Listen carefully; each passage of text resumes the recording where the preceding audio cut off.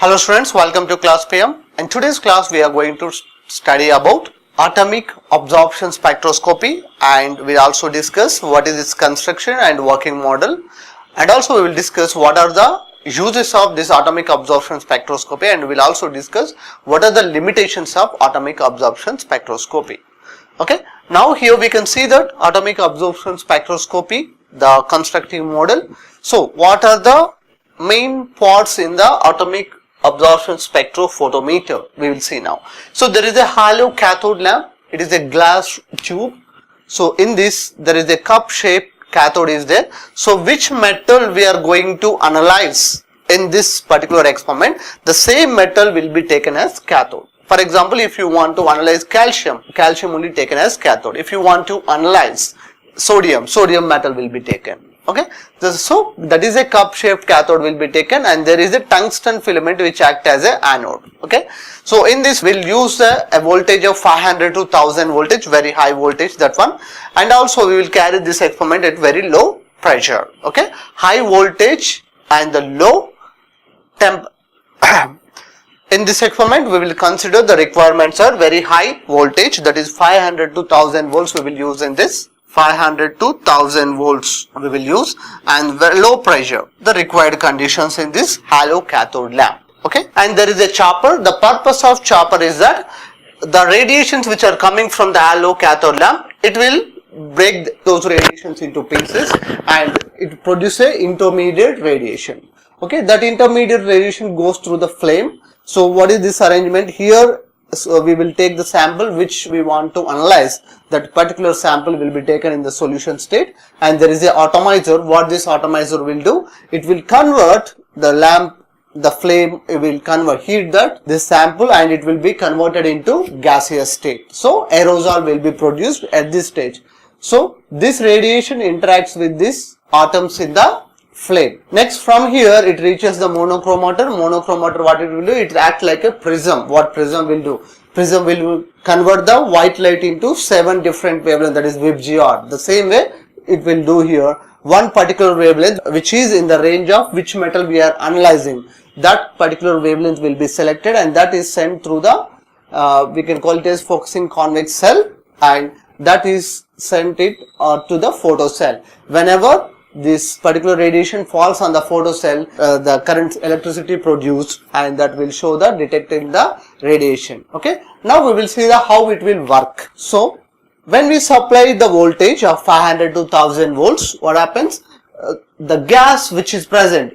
So here I forgot to mention, here in this hollow cathode lamp we will take any organic gas like helium or neon.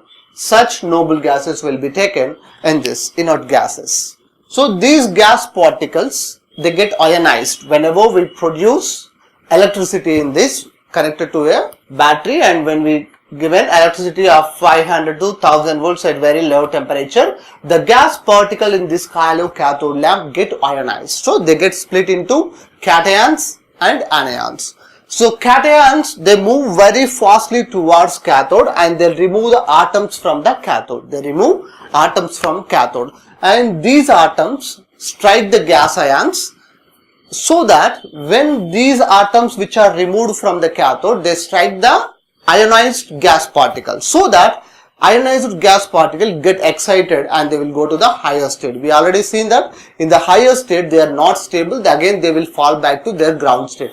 While coming back to ground state, they emit radiations, okay, based on their characteristics. So every atom is having unique radiations. Okay, so every atom emit a unique radiation. Same way these gas ions also emit a unique radiation, their characteristic radiations. So these radiations come from the hollow cathode lamp, and through the chopper they will pass. What this chopper will do? The chopper break those radiations and incident intermediate radiation on this flame in the sample. So here sample will be taken in the solution form, and through the flame what happens? It is atomizer. It acts as a atomizer. It converts the solution into gaseous. So atoms in the gaseous state present in the flame absorb those radiation, and they will go to the excited state. Now the remaining, the transmitted radiation next incident on this prism monochromator, and here the wavelength, one particular, it will split into different wavelengths. We will take only that wavelength which is suitable for the which metal we are analyzing. Okay, the appropriate frequency or wavelength radiation will be taken, that is sent through this focusing convex cell, and when it falls on the photocell and electricity is produced, and that we can see in the detector as a reading out. Okay, here we can observe a reading how this sits absolutely according to Beer-Lambert's law. This reading will be depend on, okay, the intensity of this electromagnetic radiation which is coming all the way. Okay, that intensity has been reduced. How much intensity is reduced depends on the concentration of the sample we have taken here and also length of the path. Okay, once again we will see what process is happening. We are taking a halo cathode lamp. That halo cathode lamp is having a anode and cathode at very high voltage and the low pressure. So when electricity is passed through the circuit, what happens? The gas present in the inert gas like helium, neon gas present here get ionized. So especially the cations, they will move very fastly towards the cathode and they will remove the atoms from the cathode. So from here they remove the atoms. The removed atoms, they will strike very fastly the gas ions, so that gas ions get excited. While coming back to their normal state, they exhibit their characteristic radiation. They emit a characteristic radiation. These radiations, they pass through the chopper. Chopper will break them and send an intermediate radiation. That intermediate radiation excites the atoms present in the flame in the form of gas particles. Okay, so these radiations, who is absorbing the atoms, what sample we have taken in here, through the atomizer, that sample solution is converted into gas. Those gas particles, by absorbing this energy, so the remaining energy will be transmitted and that's sent to the monochromator, and here we will take a focusing convex cell. Only this monochromator, which wavelength related to our selected sample, that wavelength will be sent through to incident on the photocell. When it falls on the photocell, electricity is produced. That result we can see in the detector. Okay, so here according to Beer-Lambert's law, the intensity of this radiation has been decreased because some of the radiation is absorbed by the atoms present in the flame.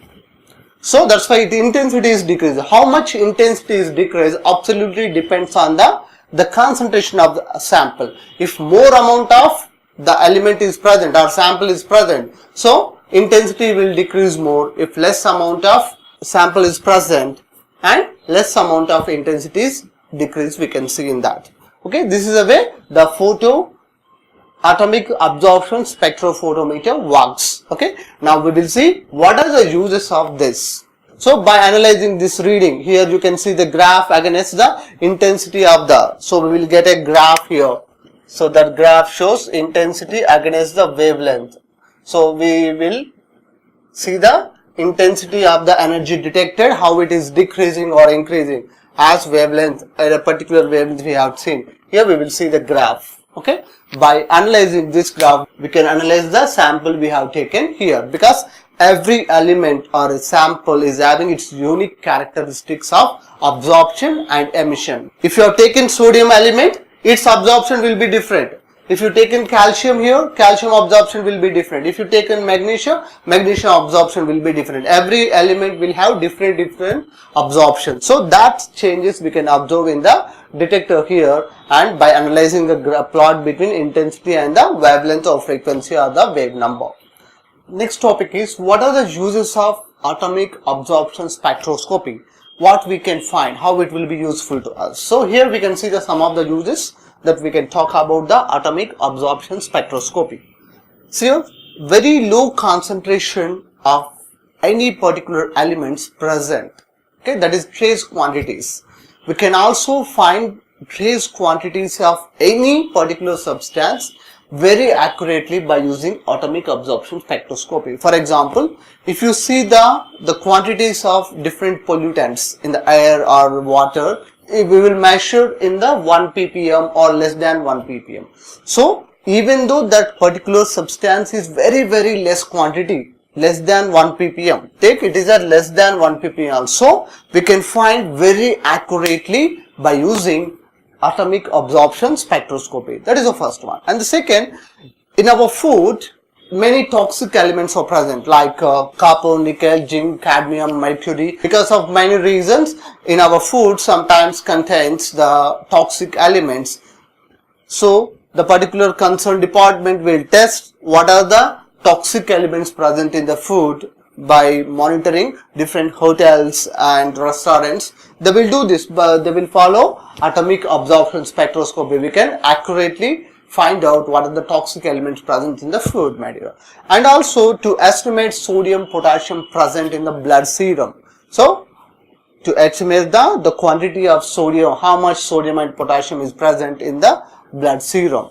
And next, so we know that in our petroleum exhausters are having too much lead, which is very pollutant, okay, harmful pollutant present in the petroleum product. To measure the lead quantity in the petroleum, we'll also use atomic absorption spectroscopy. Another use is that to find sodium, potassium, calcium, magnesium, vanadium and the molybdenum, such elements present in the soil extract and the fertilizers, because some plants need these elements for their growth, okay. So NPK, apart from NPK, some plants need sodium, potassium, calcium, magnesium, vanadium, molybdenum or such elements for their growth. So to identify by analyzing the soil and the fertilizers, to test the fertilizers they are having the required nutrients or not, we will use again atomic absorption spectroscopy. So another use, we can see that to find the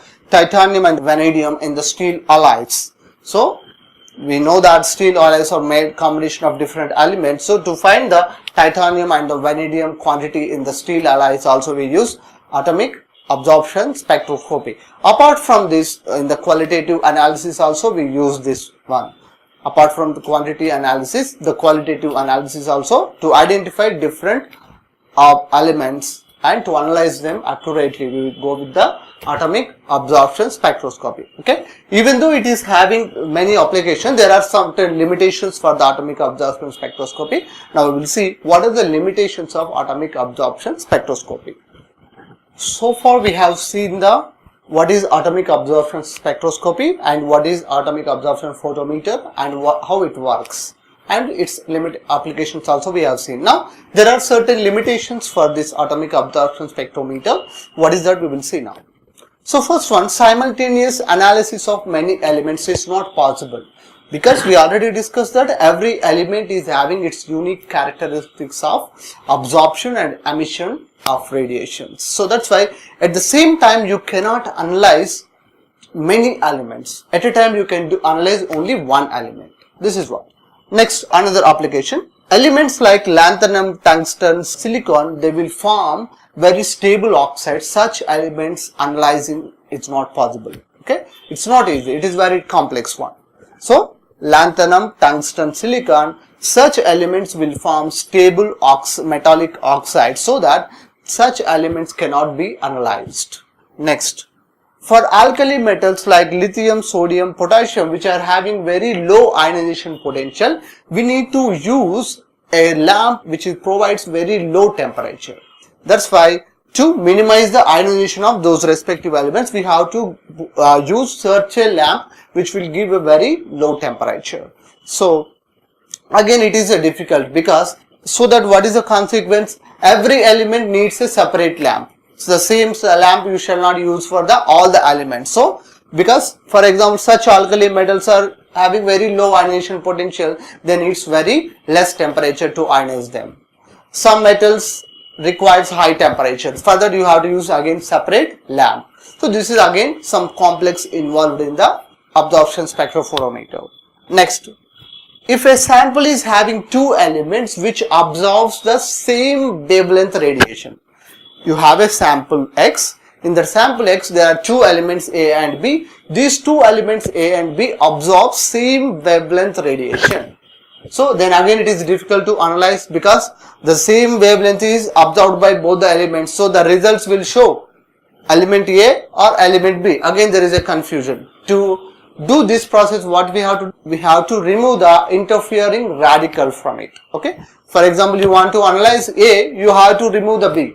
If you want to analyze B, you have to remove the A. Again, this is another extensional process for the atomic absorption spectroscopy apart from analyzing the given element.